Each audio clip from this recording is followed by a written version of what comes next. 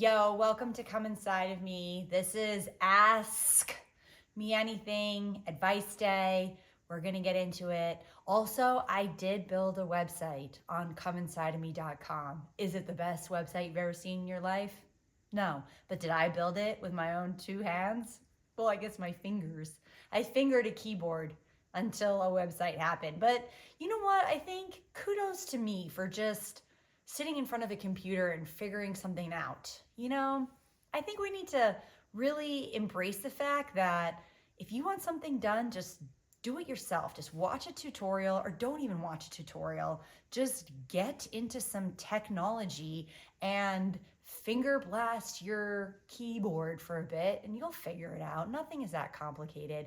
Anytime I think something's complicated, I'm like, I don't know, Seth Rogen can direct a movie. Nothing's that complicated. We can figure it out, all right? So let's do some advice today. I do not read these before because I think that blocks the channel. So we're freeballing it. We just don't know what's going to happen. I have no idea what is going to happen. Okay, here we go. My mother is 86 and a level 12 hoarder. Whoa, I don't know what that means. It's gross, she says. No plumbing, toilet, stove, fridge. No one can visit her, and she smells. That's a big bummer. My dad worked his ass off, died at 58 30 years ago, and left her a condo by the beach, which she resists visiting, choosing to stay in within her situation. Have tried adult protective services, but it's not legal to self-abuse neglect like this. Oh, it's not illegal. She can do whatever she wants, basically. She could have a different experience, but she's choosing not to, and you can't get the police to be like, hey, guess what, Mom? You can't do this. It turns out she can.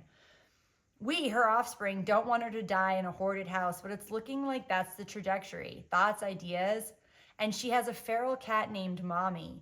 She feeds that, she has a feral cat that she named Mommy that she feeds. And that's one of her reasons why she wants to stay, to feed Mommy. Trying to use the let them be theory because, it's hard to change other people, but also hard to ignore. All right, let's do this. All right. The fact that she named her cat Mommy is very clear that this is a person who's dealing with some deep, deep desire for nourishment and does not know how to receive or ask for it or even understand what that looks like for her. So she lost her husband 30 years ago. She's living in a state of the physical manifestation of her internal chaos, right? When I think of hoarding, I think of what someone is going through mentally, and then they're externalizing their brain out into their environment. And they're showing everybody, this is what it feels like to be me. This is what it feels like to be inside of my brain.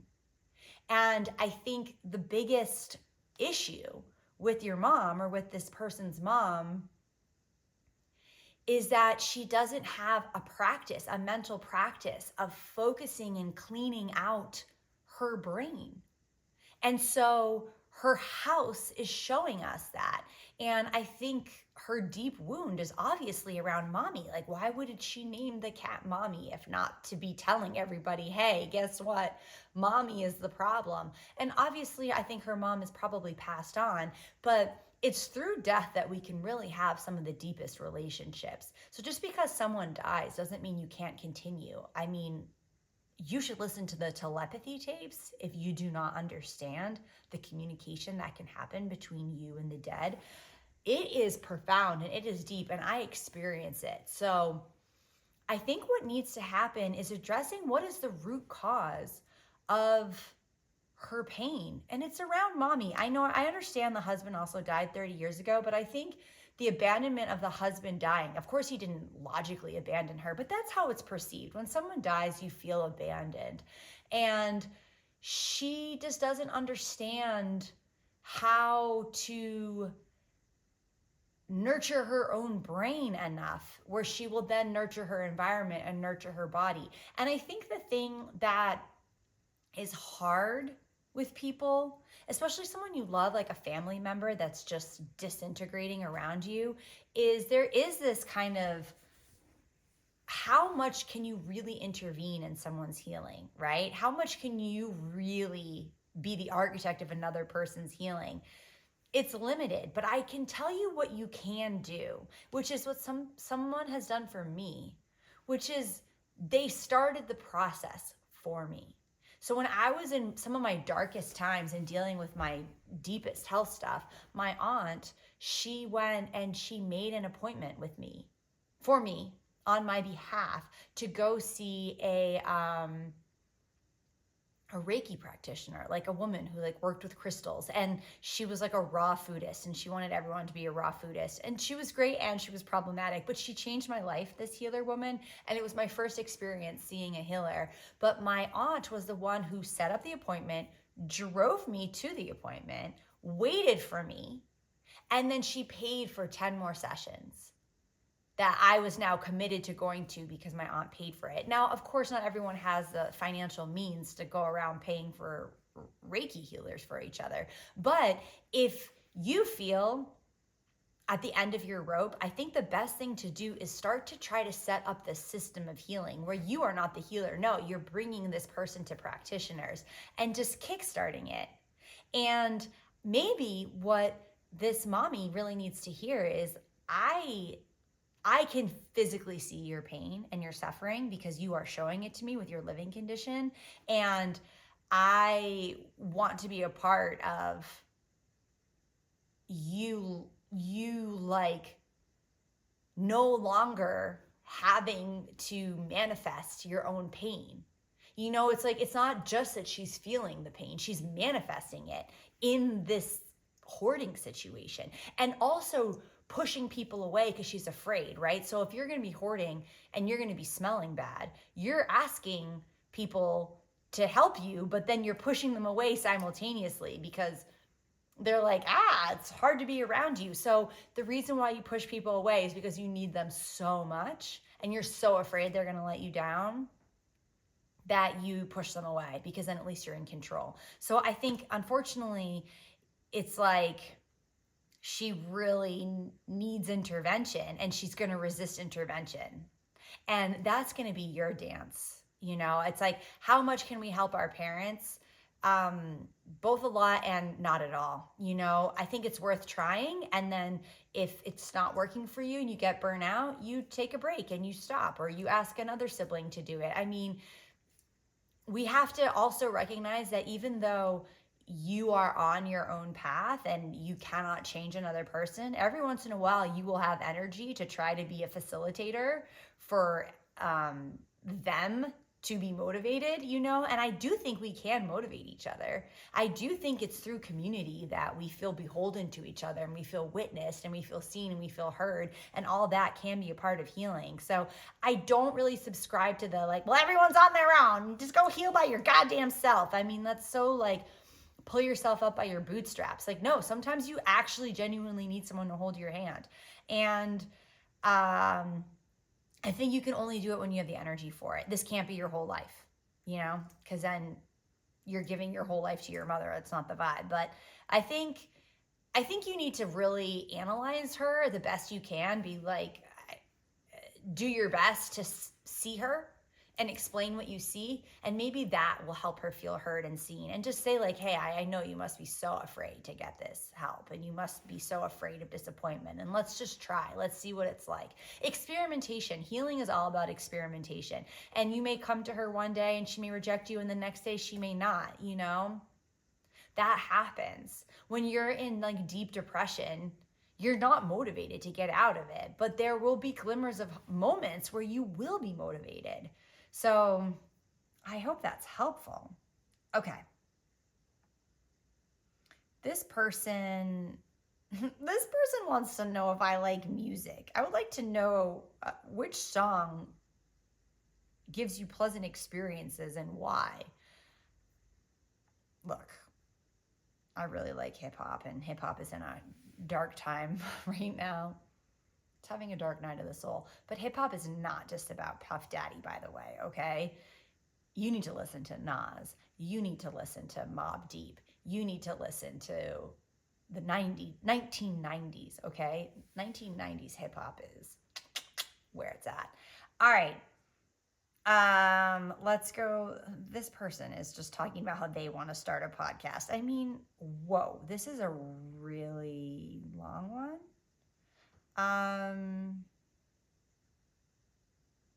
Oh, it's really long. I'm gonna have to. I think they're also giving me a suggestion. So look, they're also telling me which podcast I should listen to. Look, this is new, all right? I wanted to know, when did this shift actually start happening? Like from Tartaria to the mess we live in. All right, let's see what we can do with. What are they really trying to say? What is this person really trying to say? How would I fucking know that, right? I mean, there's no way any of us can know any of this shit. And Tartaria is just a thing people talk about. It's like there must have been a better time than this, right? So I guess what this person is really asking is like, why are we in a spiritual hellscape? Why is it so fucking rough? And I like that I'm going to just reframe what this question really is, because that question is just like banana pants from an advice standpoint. But I think what we have to accept about our human condition is that there is so much like duality and polarity and extremity. And when we think that that's not the point, then we are misguided. You know, the point is the vast spectrum of the emotional landscape, and to feel the most amount of pain in order to feel the most amount of pleasure, and to eventually learn not to put judgment on either of those things. But these are just sensory experiences.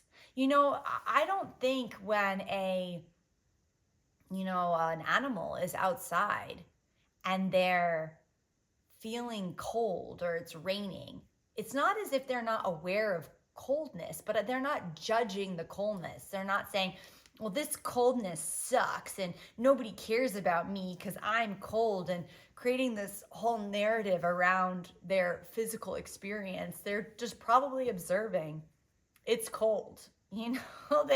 That's what non-attachment really is. I think the non-attachment concept is incredibly hard to understand, and barely just the tip for me. I'm just the tip in my own mind around non-attachment, but it's around observation, I think, and being able to observe something and not say it's good or bad, but just being like, oh wow, it's cold, or oh wow, that person was incredibly cruel to me just then, or oh wow, what a delightful orgasm, So I think the human experience is about the roller coaster and the complexity of all these emotions. We're not supposed to not feel them. We're supposed to feel them. It's the attachment to them. It's the judgment of them. It's the holding on. That is where the suffering is.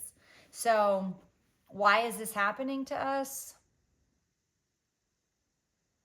It's got to be for a reason, because we have to trust that we're on a path of something that is ultimately sensical or unsensical, and that's the cosmic joke. Maybe there is no reason, but maybe there is. I can't answer your goddamn question. All right, here we go. Did you ever skateboard? How much are pain and pleasure entwined for you? Like, can you have one without the other? Well, those two just folded right into each other. Yes, I did skateboard. I skateboarded for many years. And the thing that's interesting about skateboarding is that you have to never acknowledge the vast amount of danger that you're in. So it's a really interesting practice, because you do not wear a helmet while skateboarding, because it's just not cool.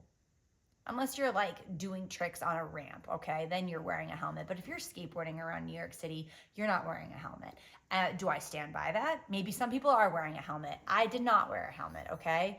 So I was doing very dangerous things on a skateboard. I did get hit by a car. Oh, want to hear a crazy story about getting hit by a car? I got hit by a car by a woman who was driving the wrong way. And she was like, I've never been here before. I'm just like here to visit my daughter. I didn't like mean to hit you by my car. And she was like very nervous about hitting me with her car. And she like ran over my skateboard. So my skateboard was broken. But I have like a lot of like adrenaline going, as one does after being hit by a car. And I was on my way to a yoga class to meet my friend. And I was like, yeah, well, I'm on my way to my yoga class. Can you just give me a ride? And she was like, yeah, okay. So she gives me a ride to the yoga class. And then I get to the yoga class and I'm like, hey, yeah, I just got hit by a car. And he was like, what? And he's like, okay, well, just like take care of yourself. And I was like, okay. And then I got into a headstand, or we all got into a headstand. And then I ended up just staying in that headstand for like truly a half an hour. And it was a very deep healing. So sometimes I think healing is just gaslighting yourself to telling yourself you're fine and you're not hurt, and then doing things very in an extreme manner, like a half-hour headstand and contemplating existence. So I think that danger and skateboarding go hand in hand, but I think it's a really interesting practice of how to exist in life, because we cannot be controlled by our fear of risk, even though it is important to fear risk at the same time. And that dance, I think, is interestingly choreographed with skateboarding. Probably, on the edge of danger, but I think it's good to do that when you're young. How much are pleasure and pain entwined for me? I mean, it's hard to give advice about something that's not advice and it's just a goddamn question. But going back to the other person's goddamn question is, again, how can we know pleasure without pain? How can we know pain without pleasure? It's around the acceptance of suffering. And there will be less suffering when we accept that it is part of the paradigm.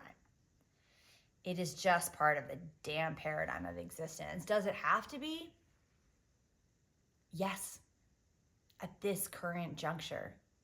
But that doesn't mean you don't build towards something different.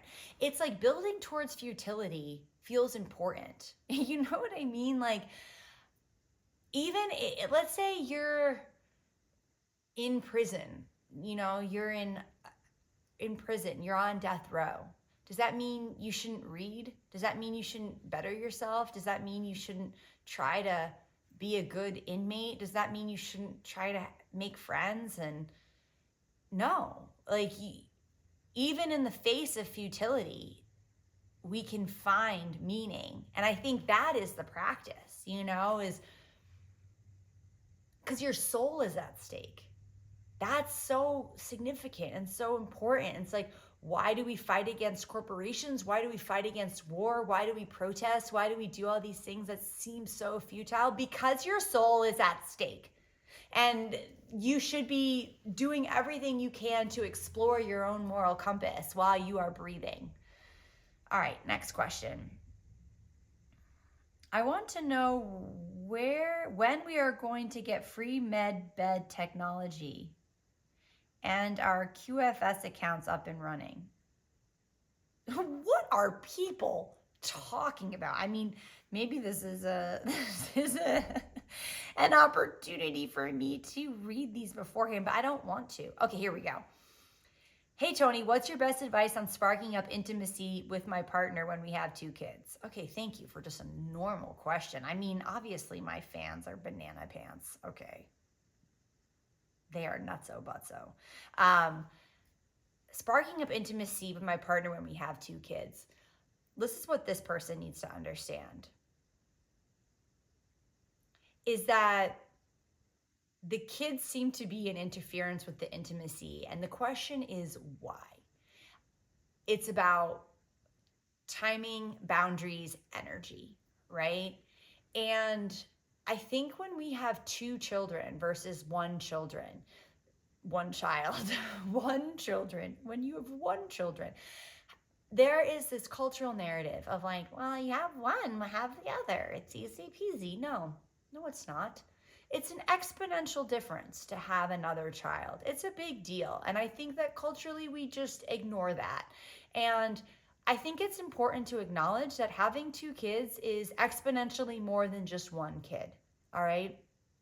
And so, what you're, I think, really referencing is that your life is no longer about your partnership, it's about you two parenting.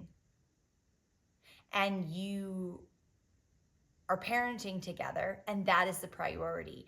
And that should be the priority to a certain extent. But I think what's happened in Western culture is that a lot of us have been so neglected by our baby boomer parents that we're trying to overcompensate for our own inner wounded child. And I think as a consequence, there isn't enough independence for children, and there isn't enough conversation about our own humanity with our children.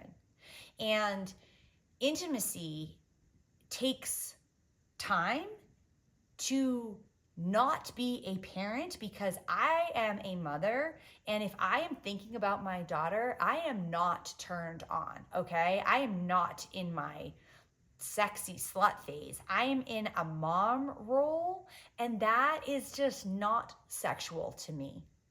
So I think this is a woman who wrote this, and I think it's really, men don't seem to have this problem. They could like fuck and the kid could be in the next room watching TV and they're not too concerned. I think what happens like when you co-sleep or when you're, a new mother, your spidey senses are so attuned to your kid that it's hard to like untie from them. And then when you're tied energetically to your kid, you're not your best fuck buddy self, right? And I think that because we live in a culture where we don't have enough community around kids, and you're kind of always on as a mom. And when you're always like seeing yourself as a mom and feeling like a mom and being treated like a mom, you're just not a fuck bunny. That's so you really need to unplug from the mom role in order to feel your most fucky self, in order to be like, yeah, I want to fuck. And that means you have to really provide yourself time to like get away from your kids for a bit. Whether that's a vacation, whether that's a weekend, whether that's a date, whether that's like coming home during lunch and fucking while they're at school and they're gone.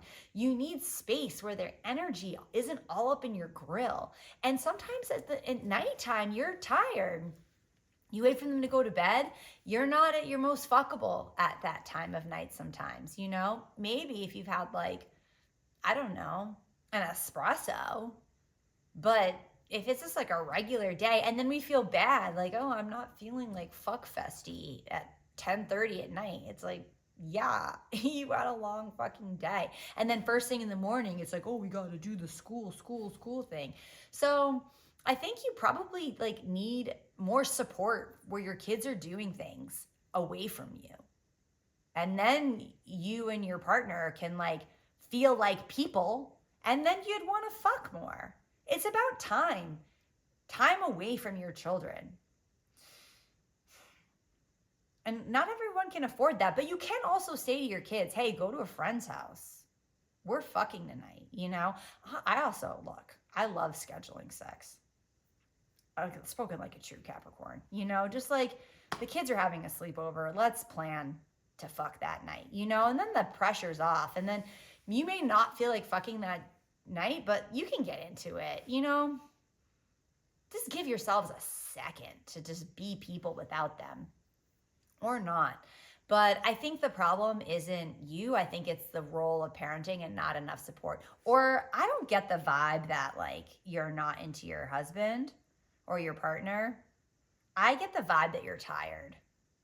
Also, if you're tired, are you taking enough magnesium? What is your diet? Are you exercising? If you're not exercising, you're going to be tired. And I know that sounds counterintuitive, but like also, you might need to be exercising more, because the more you exercise, the more energy you have. And you got to trust me on this one. I am not wrong. You need to make time to exercise. Even if you are really busy, you need to exercise. Okay. This one's funny. This one's not a question. This is just another bonker pants. But it says, I run a foot tickling clips video store. Would you ever consider being in a tickling clip? We could blur your face.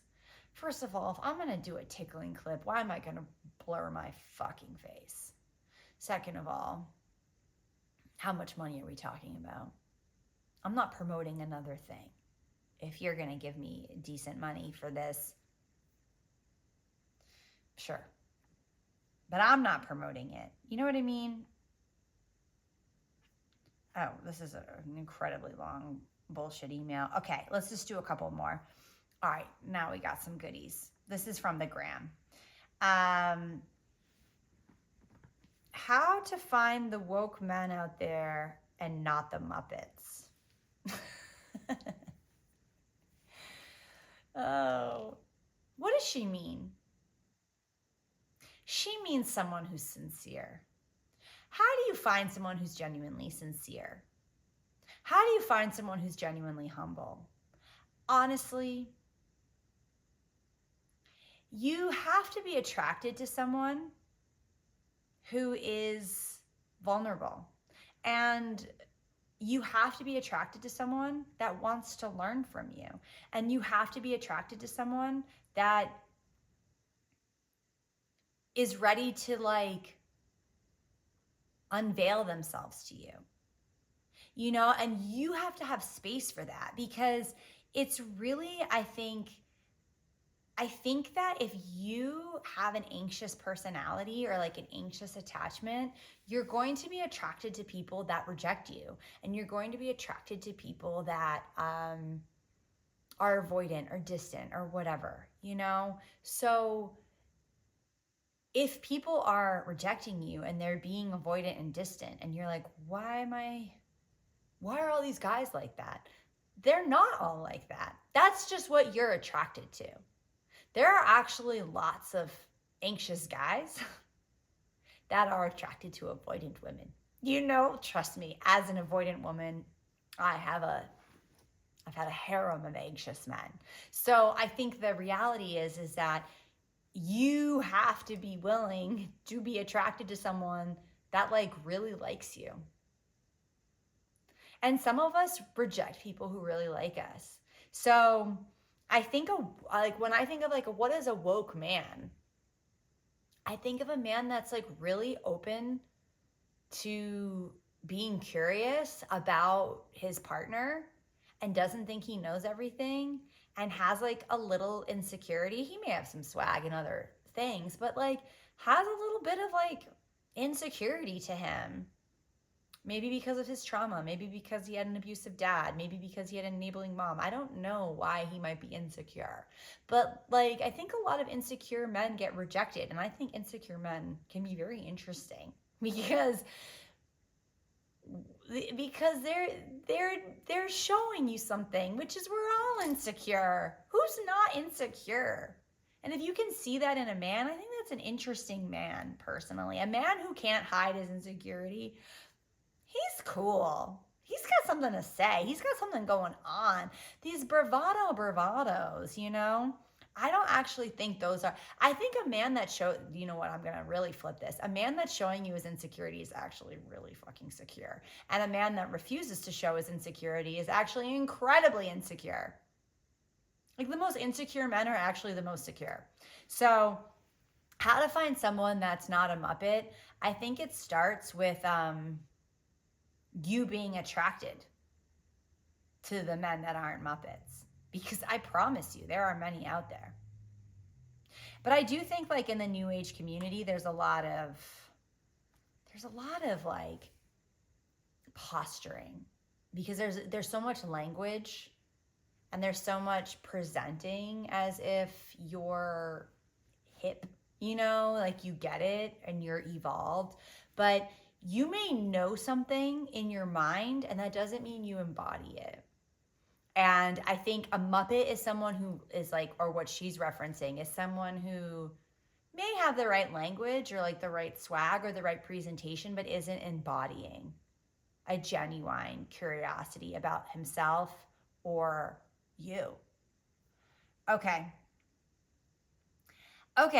Next question. I'll describe myself as being in a Zen form of overwhelm. The crying and intense emotional roller coasters in the past, but the infinite layers of existence remain with endless choices constantly. Leave the house to try to be social or date, focus on creating a new career path as a death doula, stare out the window to contemplate reality, Rabbit hole new curiosities like L. Ron Hubbard connection to Aleister Crowley as a person born into Scientology whose father is a 50-year meme. Keep in touch with my family 3,000 kilometers away. Process my last medicine ceremony where anger and dark shit came up. Ponder the ratio of perimenopause to psychological warfare to spiritual awakening to psychosis to late stage capitalism to Freemason fuckery that is the reality. Weight training to get stronger for the collapse. Practicing healing touch and Thai massage and contribute. Whoa, okay. This person is having Thai massage and contribute to try to be of service. I could go on. Obviously, you can go on. I'm looking for advice on how to best prioritize a long to-do list. Thanks. Additionally, meditation, masturbate, take a bath, creative expression, and cleaning my room. I like this person. Christina. Okay.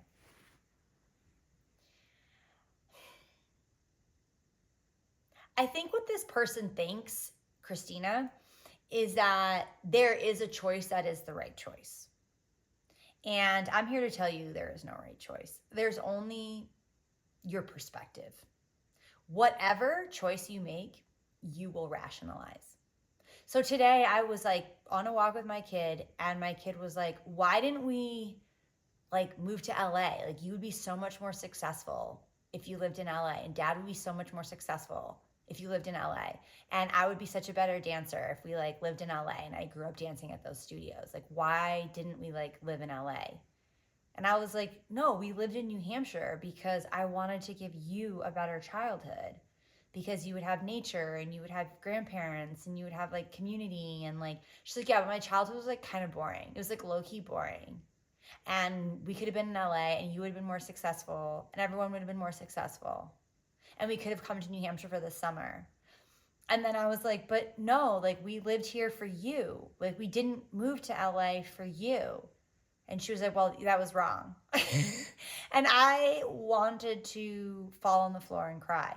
However, I will still justify my decision to like live in New Hampshire because it's what I fucking did for the last, how old is this kid? She'll be 15. I chose to live in New Hampshire and give her this life because I thought I was making the right choice. And I'm going to forever have to justify it because it's what the choice I fucking made. What am I going to do? Regret it? Maybe I would have been more successful if I lived in LA, which is what this fucking little bitch is telling me. Just stabbing me in the face with this information. But it's not the choice I made. So I have to just live with the choice I made and do the mental gymnastics to figure out a perspective that makes sense. Because I wouldn't be doing this podcast, I don't think. I wouldn't be doing so many things because maybe I'd be 10 times more successful. Who knows? Maybe my kid would have been a little bitch, like even more of a little bitch. She's actually quite delightful. Maybe she would have been a little bitch if we raised her in LA and she would have been superficial. Or maybe she would have been fucking amazing. I really don't know. You know, I guess my point is to my friend Christina is that it doesn't fucking matter what you do. It doesn't matter. Just do whatever you want that day and don't put so much weight on it. Like, the choice you make is the only answer. And also, hello, if we're going to believe in parallel realities, which we do, you're already doing all of those things anyway. So just like, this is the life where you made this choice. That's it.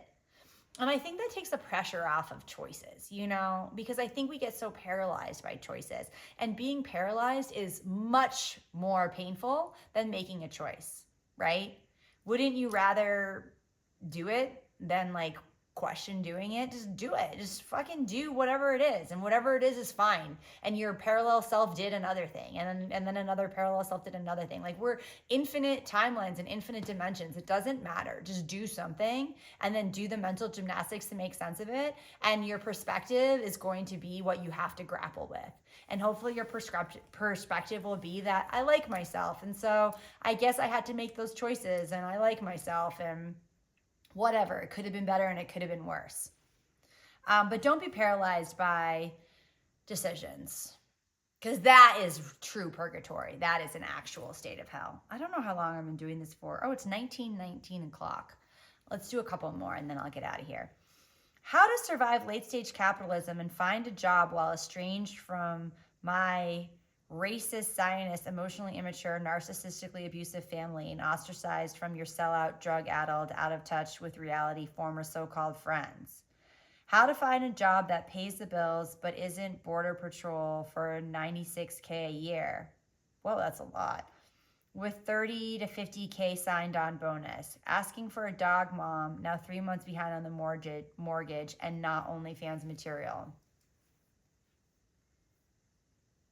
Okay, well, now I like my fans again because I've been really liking these questions. I mean, honestly, I love every one of my fans because it's very exciting to have fans. I mean, hello, but some of those, you have to agree with me that some of those emails were donko. I like really feel for this person. I think they're very creative. They're pretty smart.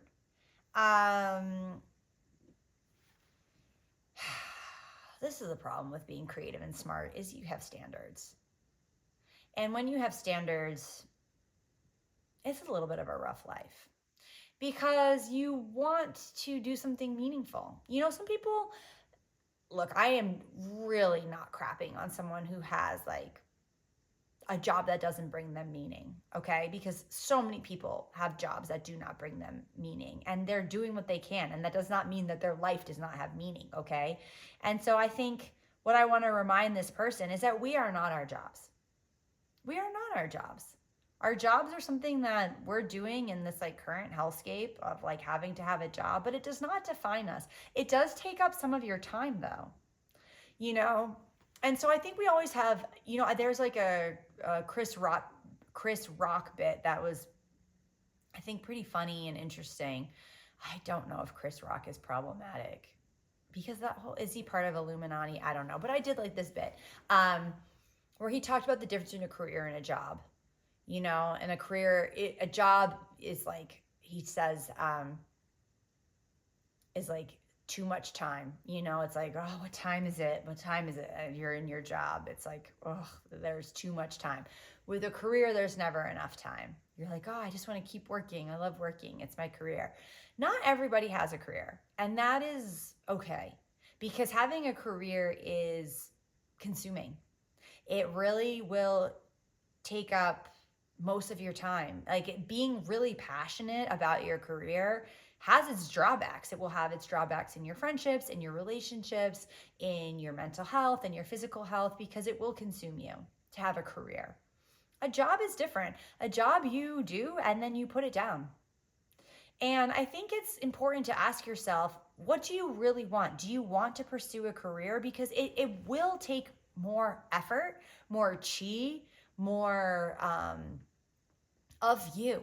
It will take more of you to have a career. A job will take less of you, and that will free up space for other things. You know, and I can't answer that for you, but I think it's really worth asking yourself and not value judging yourself if you have a job versus a career. Because the question is, what do you do with your time when you're not at your job? Right? And so you don't want to have a job that sucks everything out of you, that you have no time for you outside of your job. That is not okay. You might as well have a career. You know what I'm saying? So, but if you have a job and you're done at that time and then you have a life, that's a great experience. So I think this person is really kind of trying to grapple with, should I pursue a job or a career? And I think you need to really ask yourself that. And if you are like, I'm cool with having a job right now, just get a fucking job. You don't have to love it, and it's not going to define you, and it's not going to be you. It's going to be something that you're doing at this here now moment.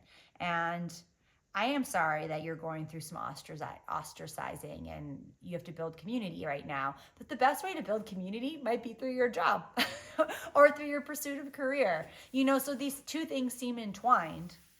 And maybe what you're really looking for is a job that has the community you want to be around, you know? And maybe what you're really looking for is that. Some cool people to be around. People will disappoint you, PS, but I think you can find that. You seem really smart. You seem like a vibe, you know? I think you're going to be okay. I just think you need to just solve that issue if you want a job or a career, and then you'll feel better.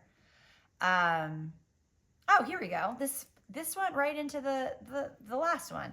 I want to know how and where to meet like-minded friends as a middle-aged woman with no friends. I hate that you have no friends. I don't like that. I wonder if you're in a partnership. And sometimes when we're in a partnership, we prioritize the partnership so much, or we prioritize our nuclear family so much that we don't leave time for friends.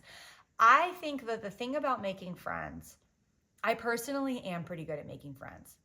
Um, because I put myself out there and I'm friendly and I ask people to do things if I want to do something with them. I used to do that a lot more when I was prioritizing friendships more. So I think the best thing to do is to, I mean,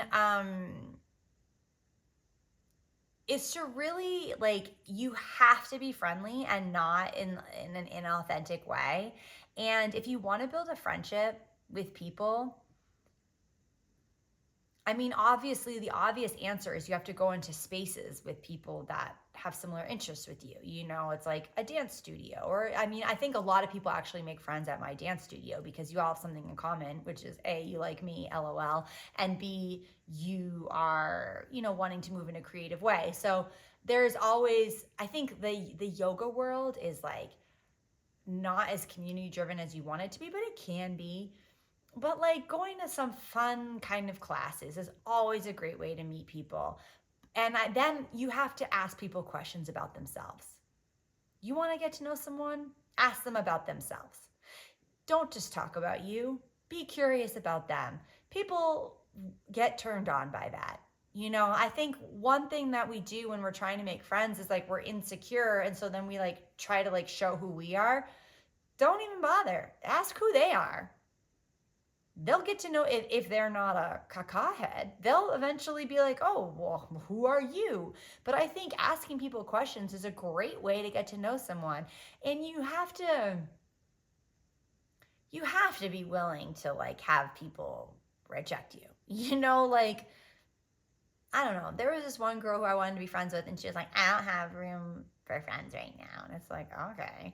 And then we did become friends, but maybe I should have never become friends with her, because anyone who's going to say they don't have room to become friends with someone is rude as fuck, you know? So, like, was that even the best choice for me?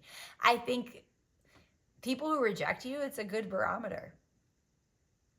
So, you should listen to that. I don't fear rejection. Don't fear rejection. Because your self-esteem doesn't have to be predicated on whether a stranger is interested in becoming your friend. And the other thing I would suggest about making like-minded friends is, like, I do think it's really important to be an activist right now. I mean, hello. We need to be activists. We need to be doing things. We need to be organizing. We need to be dismantling capitalism. Do something interesting like that, right? Go to things like that. Do something that's around service. I think acts of service is a great way to get to know someone as well. And then you have like a kind of a something to bond over. But ask people questions. I think that's going to be my main advice to you. Not too many questions, not rapid fire, but genuine questions. And then people will want to get to know you. Okay, there's a couple more, but this was good. Please, please, please email me your questions to comeinsideofme.com, or you can send them on the gram. And listen to the other podcasts. Also, I am super curious about what you're thinking. Let me know. And if you have suggestions, I will read them. I think, do me a favor. Put in the subject question or suggestion, so I know if it's a suggestion, and then I'll read it. Because if it's a question, I'm going to save it. And then remember, we had that whole confusion of whether I should read. It was truly 4 paragraphs. So in the subject line, as my friend, please write question or suggestion. That would be so helpful for me. I love you. I hope you're well. If I gave you advice and you were one of the questions and it was valuable to you, I'd love to know. I'd be very into knowing if it was of value to you. Okay, cool. Have a